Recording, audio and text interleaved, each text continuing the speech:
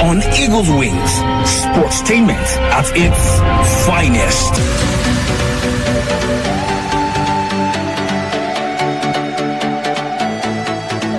Studio time check is 7 minutes, gone past the hour of 8 on the AM side. And yes, this is Sports on Eagle's Wings, the abridged version. Why? Because the sports minister on radio that I know, Vicky Vick, is away somewhere in Ogun State, precisely Abeokuta, where the National Sports Festival is ongoing. All right, let's get to hear from him already this morning. Hello, Vicky. Hello. Good morning to you, Yudi. Yes, good morning to you, Vicky Vick, double V. All right. Speak to us, Vicky. How are you feeling today? I'm good. All right. And I'm better. All right. I will give glory to God. Right. All right. Another brand new day. It's going to be a wonderful one today. Exactly. Okay, so Vicky, just before you drop your, what's going on, the update and all of that, I am very, very curious. Who won? The journalists from the north and journalists from the south yesterday's match. If you can take that again, the network is broken. Okay, so here I am. I'm very curious about how the match ended between the journalists from the north and the journalists from the south. Yesterday's match. Okay, I know that definitely you're curious about that. Yes. I was intending to leave that as a nice scene on the cake towards the end of the show. But if you decide to know, what happened between the journalists from the north and the journalists from the south, it actually ended 1-0 in favor of journalists from the north. Oh, yes, come on! I love it. Yes, it was 1-0. All right, go ahead, Vicky. Talk to us.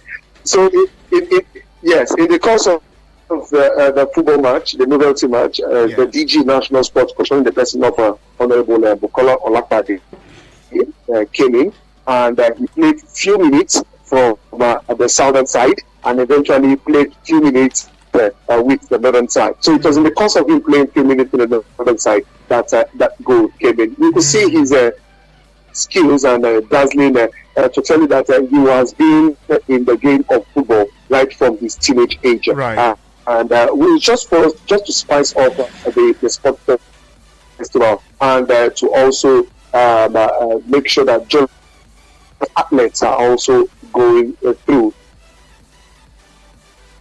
It's not only writing behind the decks and putting on one or two things on their medium, but also at the same time to let the public know that we too, we can play this game. We can play the game of football. We can also do handball, volleyball, and the likes. Okay, UD. Yes. I want to take us straight to what is happening presently. It's a breaking news that came in this morning. Okay. From the Babcock University. Yeah. Yes, the Babcock University is the games village where athletes, officials are camped, and also journalists are camped there.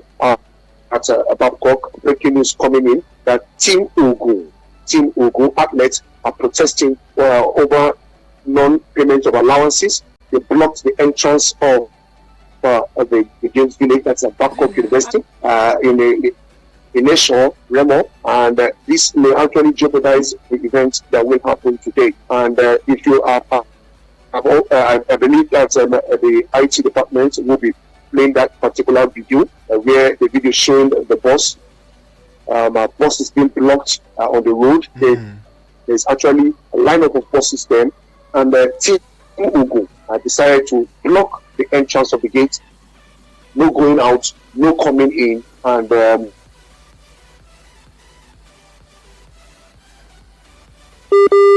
we go down later today. So we believe that the commissioner of sport should be able to go straight to the Babcock village, because this will not go down well. Now, competitions will go down at the MPO Abiola Stadium this morning. Also, competition will also go down at the Alake Sports Center in Ijeja. And mostly that will be hit this morning is the cycling event, which is supposed to kickstart as we speak. Yes, the cycling event, and which also speaks as we speak. And the sport commissioner, like I said, should be able to go down and see how they can, rectify this and allow these athletes to go ahead with their event. And also, this is not really sharing news for Ogun. There's Team Ogun. We don't know what have transpired, but like I said, it is about the non-payment of allowances. Now, as early as 5:30 this morning, they all gathered at the Babcock University, speaking and talking to themselves, probably the next action to take. And hopefully they came up with that conclusion that they should block the gates of the Babcock University. That no bus or the bus or vehicle, probably no vehicular activities will happen at the entrance of the gate, either going in or also going out. So that's the situation as we speak here in Abuja. Does this tell good about the National Sports Festival as it stands, especially if we are seeing it from the lenses of the international community? Well, it should not really speak well, not to the National Sports Festival, but it should not speak well for the host team. Yes, because Ogun is the host team. Because whether you like it or not, the National Sports Festival has been going smoothly. Other teams are already participating. Other teams are already clinching gold medal. Other teams are trying to wrap up their finals, even as of yesterday. So I don't think it has nothing to do with the festival as a whole. But in my own opinion, it has to do with the host team itself, which is Team Ogun. Because if you are actually paying up the allowances of your athletes, I don't think they will go and block the avenue of that of the gate of the games village and hindering those that will be going out for them. Well, the unfortunate incident in this case now is not only Team Ogun that is in that at the Babcock. Other teams are there. Every athlete from the 36 states, including the FCT, are camped in the Babcock. So it's not only Team Ogun that will be affected this morning. So every athlete that will be at that venue will be affected this morning. So that's the situation of things that will be going down. Like I said, we have various sport centers, probably event centers that the activities will be going down. Not only at the MQ Abiola Stadium. Now we also have the Alake sports complex.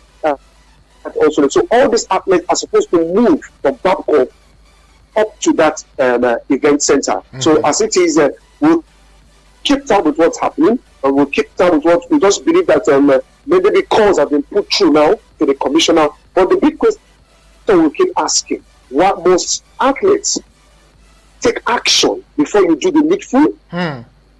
Yes, most athletes take action before you do the needful, because whether you like it or not, this is when they decide to take sports as their own form of business or probably their work too, and they'll be going around doing the needful. If you say, okay, you're going to give these athletes daily allowances, I feel you should do it. If you want to go ahead and pay the days ahead for the athletes, I think you should do it. You should encourage this athlete.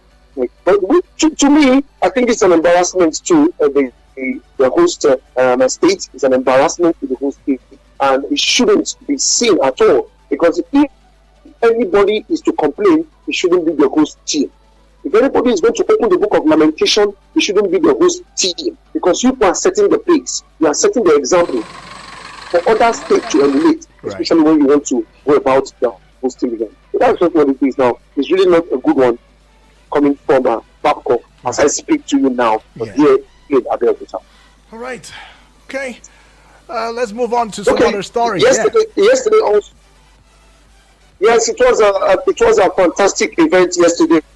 Looking at the finals of the football event at the stadium. Now it was Team Delta and the Flamingos, or probably what we call the invited junior athletes that were in the final, which actually kick-started precisely at about 4 p.m. yesterday.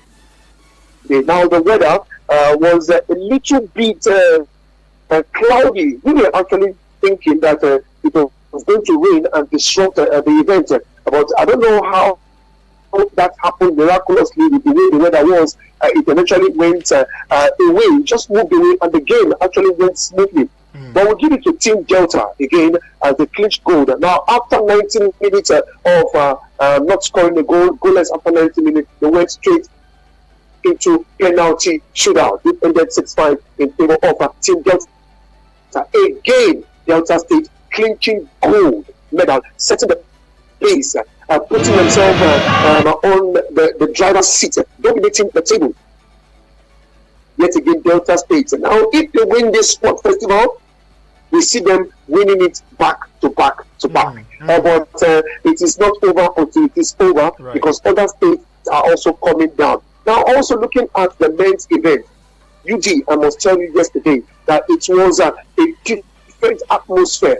It seems that when they know that Team Ogu will be playing in the final, they decide to drum the bells. They decide to call the town crier, telling all Abeokuta residents to head straight to the MKO Abiola Stadium. What am I saying? That stadium was filled to capacity.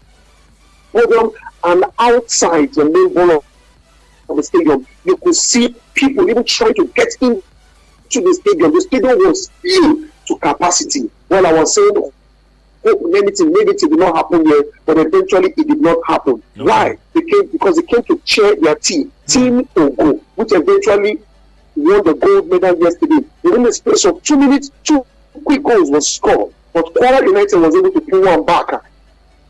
The Kwara team, Kwara was able to pull one back in the course of the 82. All right, Vicky, are you there? Of Ogun State, it was ushered in. The governor of Ogun State was ushered in. Talking about the Pintaco, was ushered in the first half. But eventually the game was on in the second half, and that game ended 4-1 with the home fans, the home team, and everyone was excited that Team Ogun will be able to pick the gold medal in the sport in the football event. I must tell you that Team Ogun, so far so good. Despite what is happening presently, is Bangkok have done the needful. They have done their best, and they have shown that they can host and they can win, and that's exactly what they've been trying to do. I can feel their pains if what they are expected to do is not done. But I'll still give kudos to Team Ogun for the performance so far at this year's sports event. Okay, we'll still look at Team Bayelsa. Bayelsa won the basketball women's final also yesterday, and also it was a good result for them. And also for the men's basketball team, it was Team Lagos who actually won the men's basketball event, clinching gold while Bayelsa take off the gold medal for the female team. A lot of activities again will go down. There's a lot of activities will go down. But let's also tell you that the DG of the National Sports Commission, in the person of Honorable Bukala Olopade, who have been on ground, they have been moving from center to center and making sure that everything is going down. Now he has revealed that the highly rated Nigerian young swimming is interested into the Commission's elite program under the Elite Athletes and Podium Board. Now these young athletes received one gold. Now this Nigerian hello, Vicky. Hello. Yeah, can you? At some point, your line was breaking just a little bit. Yeah. Okay, I think it was network that was then. Okay. But I think I should be up and better now. Okay. Yeah. Now the Nigerian, in the person of Abdul Jabbar, at 10 years old, won 3 gold medal and a bronze in Egypt. You can imagine what this young man is doing at the age of 17. He has been enlisted into the elite program under the Elite Athletes and Podium Board. Now he traveled to Egypt and he won. Okay. Well, Vicky, it's going to be it's a bit tough getting through with you now, but then it does seem as though it's not clear what the network says. But we'll try to reconnect with you in a short bit, right? It is still Sports and Eagles Wings. Don't go away.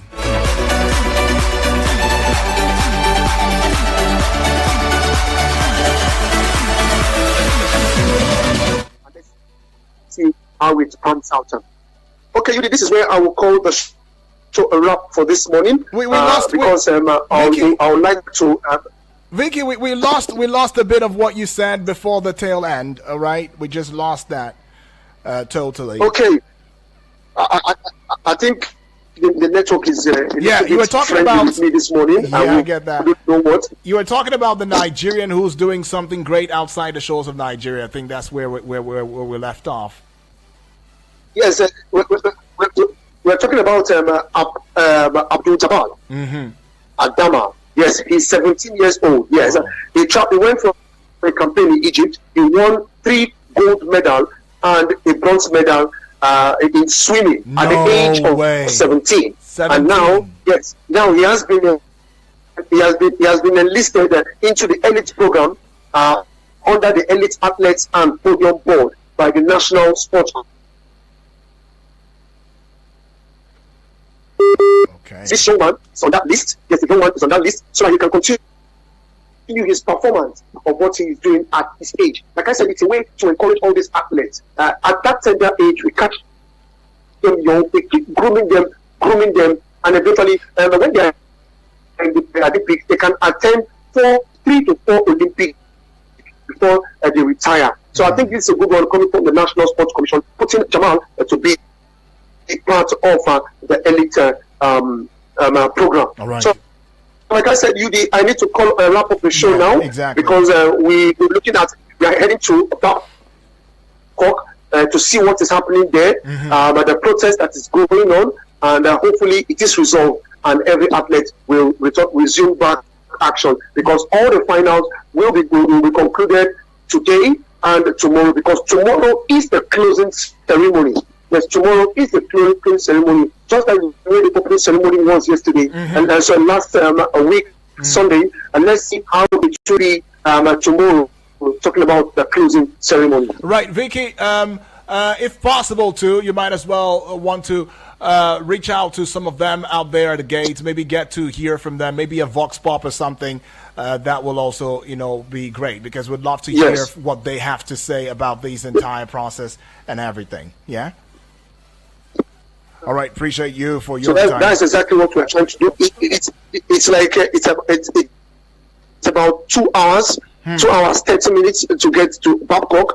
So we're trying to see how vehicles will be mobilized for journalists, and we'll move ahead to that place. Okay, awesome. All right, have a good one right there, Vicky, and be safe. Yeah. Thank you very much. Awesome. And you have a blessed day. You too. Okay. Great. Well, that's Vicky Vick right there giving his thoughts. There's so much going on, and he already put it out there. This entire blocking of the Babcock University front gate and everything, doesn't really. I guess is the only dent, for the National Sports Festival going on right there, especially for the team players in the Ogun states. Those who are indeed handling the affairs of the sports in Ogun State. Well, we'll call it a wrap here too as well, and don't worry, 9 o'clock. I'll be right here. We'll be talking, matters that concern the burning down of that police station in, the Rano police station. Yeah, recall it was, we made a front page yesterday. And we might want to look into motive. We might want to also consider whether it's right or wrong. We might also want to consider the DPO who paid the ultimate price in the end. As I said yesterday, he may not have been the reason for the unlawful or undue, unnecessary detention and brutality given to the young youth that died in their custody. But then he got to be the one paying the price, because the irate youths, the angry youths, decided that, well, this time we'll take laws in our hands. This young youth has died. He's one of us, died for nothing, so to speak, allegedly, and we have to take action to prove a point. Well, It's the 9 o'clock to 10 o'clock, or rather the 9 o'clock hour. We'll look into all of this. My name is Udrak Daniel. Call me UD, the golden voice on your radio. Don't go away.